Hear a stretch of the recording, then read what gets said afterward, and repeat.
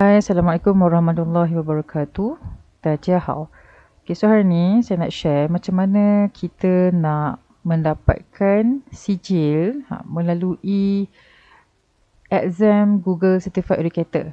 Okay, GCE. So kita ada level 1 and level 2. Dan setakat ini, sempena hadiah Hari Guru kita 2026 ini, untuk Certified Educator ini, level 1, level 2 diberi secara percuma kepada semua guru KPM.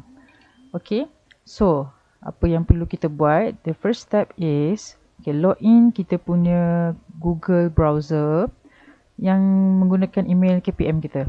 Okay, so bila dah pergi, maksudnya dekat browser tu kita punya email KPM lah.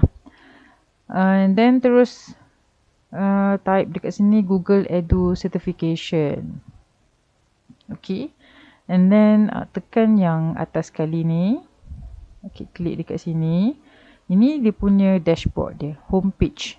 Okay, homepage dia. So dekat tepi ni kalau kita tengok bahagian kiri, okay, dia ada home, Google, exams, results, apa semua tu kan. So kita pergi dekat exam ni, kita register for an exam. Okay, kita tunggu sekejap. Dan dia keluarlah semua courses yang kita boleh ambil dan register dan duduki exam tersebut. So kita ada educator level 1 dan educator level 2. Dan sekiranya cikgu-cikgu ada masa lagi yang terluang dan boleh cabar dirilah untuk buat juga Gemini Educator. Okay, tapi hari ni kita nak fokus pada level 1, level 2 lah. Okay, bila kita pergi dekat register and exam, okay, contoh dekat educator level 1, kita klik saja pada register.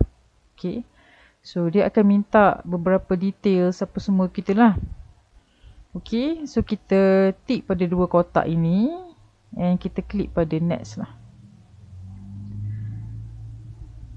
Alright, and then dia akan keluar macam ni kan, you are registered for the educator level 1 exam. Alright, and then klik je lah pada take exam.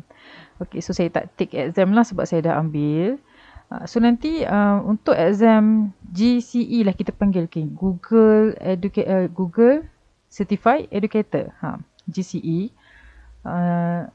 Dia ada yang pertama lebih kurang 20 ke 21, 22 soalan objektif. Dan dia ada Google Lab. Google Lab. Lab tu dia ada 3 lab. Dan itu kita tengok. GCE level 1. Okay. Dia ada time limit dia dan validity. Valid kita punya sijil tu selama 3 tahun ya. Alright. So ni exam format dia. Kita ada macam saya kata tadi, ada objektif dan juga ada dia macam praktikal lah, okay, yang kita kena buat. Okay, melibatkan Google Classroom, Google Drive, Docs, Sheets, Slides, Calendars. Okay.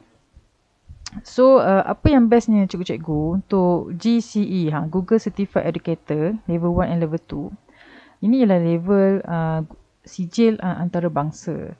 Okay, bukanlah maksud saya kita nak mengejar sijil, no. Saya yakin ada ramai rakan-rakan guru yang dah lama menggunakan Google, yang dah faham macam mana nak guna Google Sheets, Google Docs dan sebagainya. Dan kemahiran-kemahiran itu diuji dan kita boleh mendapatkan sijil ini. Jadi kita pun boleh bantu rakan-rakan kita yang lain dalam menggunakan teknologi Google ni lah. Okay, so as a result, okay, macam saya dah ambil ketiga-tiga course ni dan dia akan beri certificate, okay, dekat results ni. Okay, macam saya dah lepas level 1, level 2 and also Gemini Educator. So nanti certification ni bolehlah kita download dan simpan. Serta upload lah dalam Hermes tu kan. Nak cukupkan beberapa jam lagi tu. So dia memang dia pun simpankan sijil untuk kita. Jangan risau cikgu kalau kata hilang ke tak jumpa ke apa, pergi sahaja kan pada Google Edu Certificate ni, pergi pada results dan memang dah keluar kalau kita dah lepas. Okay, so selamat maju jaya dan selamat mencuba.